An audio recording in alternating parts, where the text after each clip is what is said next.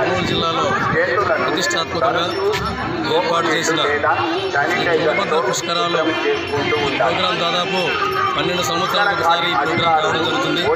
మరి మనకు మన భారతదేశంలో 12 జీవనదులు ఉన్నాయి. 12 జీవనదులకు గాను ఒక్కొక్క సంవత్సరం 12 సంవత్సరాలకు ఒకసారి ఒక నదికి మనకు పుష్కరాలు రావడం మన ఆనవాయితీ అయితే ఈసారి మన తుంగభద్ర పుష్కరాలు రావడం అనేది మనందరికీ చాలా కష్టకరమైనటువంటి మనకు ఇది పెద్ద మంచి ప్రోగ్రాం. ఇది ఈ ప్రోగ్రాంకి అనంతపురం జిల్లా నుంచి అనంతపురం జిల్లా ఉరుముల కళాకారుల సంఘం ఉరుముల నృత్యాన్ని ఈ తుంగభద్ర పుష్కరాలకి మాకు అవకాశం ఇచ్చినటువంటి కర్నూలు జిల్లా కలెక్టర్ గారికి, కర్నూలు జిల్లా టూరిజం ఆఫీసర్ వెంకటేశ్వర సార్ గారికి, తర్వాత మా ప్రజానాయకులు ఆనందన్న గారికి, అనంతపురం జిల్లా ప్రజానాయకులు మల్లప్పన్న గారికి, సత్యనన్న గారికి, వారందరికీ కూడా పేరు పేరున ధన్యవాదాలు. అనంతపురం జిల్లా ఉరుముల కళాకారులు ప్రత్యేకమైన ధన్యవాదాలు తెలియజేస్తున్నాం.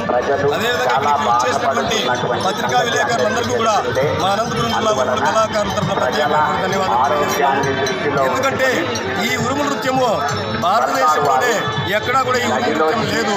కేవలం అనంతపురం జిల్లాలో మాత్రమే ఈ ఉరుము నృత్యం ఉండడం మా ఆనవాయితీ. ఈ ఆనవాయితీ కూడా ఎందుకంటే బడుగు బలహీన వర్గానికి చెందినటువంటి మేము ఒక ఎస్సీ కుటుంబానికి చెందినటువంటి మాల కుటుంబానికి చెందినటువంటి కులములు మాత్రమే ఈ ఉరుముల వాయిద్యం వాయించడం మా ప్రత్యేకత. మేము ఉరుములు వాయించండి ఏ దేవాలయాల్లో కానీ ఎక్కడే కానీ ఏ శుభపరిణామైనటువంటి కార్యక్రమాల్లో ఎక్కడా కూడా ఈ అవకాశము ఉరుములు లేనిదే ఏ ప్రోగ్రాం కూడా జరగదు. కాబట్టి మేము ముందర ఉంటే మా వెనక దేవుడు నడుస్తాడు. అంత పవిత్రమైనటువంటి స్థానం మాకు ఈ ఉరుము నృత్యం కనిపించిన మా తల్లిదండ్రులకు 1525 సంవత్సరాలు శాలివాహన శకం ఎన్నో ఏళ్ళ నుండి కూడా ఈ ఉరుము నృత్యం అనేది ఆవిర్భావం చెందడం జరిగింది. అట్లాంటి మా తాతల కాలం నుంచి కూడా వంశపారపర్యంగా వస్తున్నటువంటి మాకు ఈ విద్య కులవృత్తికి సాటి లేదురా గోల చెన్నాను సాగుత ప్రకారము మా కులాన్ని నమ్ముకొని మా తాతల ముత్తాతల కాలం నుంచి ఈ జీవనాన్ని సాగిస్తున్నాము. ఈ రోజు ఈ కర్నూలు జిల్లాకి ఈ ఉరుము నృత్యం రావడము మాకు ఎంతో అదృష్టకరంగా భావిస్తున్నాము. ఇంతవరకు ఏ జిల్లాకి కూడా ఉరుము నృత్యం మమ్మల్ని పిలిపించింది లేదు.